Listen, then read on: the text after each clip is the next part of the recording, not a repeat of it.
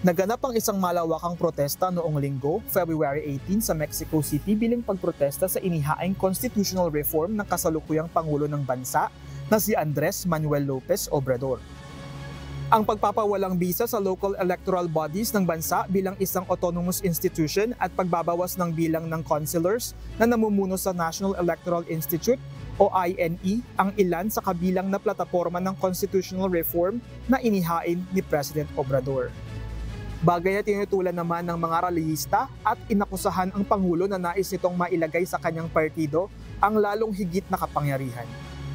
Kasabay nito, binatikos din ng mga rallyista ang kasalukuyang gobyerno sa pagkabigo nito na wakasan ang paglaganap ng karahasan sa bansa at ang social spending programs ng pamahalaan.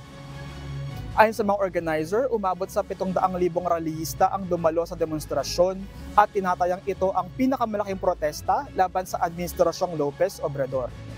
Gerard Moral, humahataw sa balita ngayon.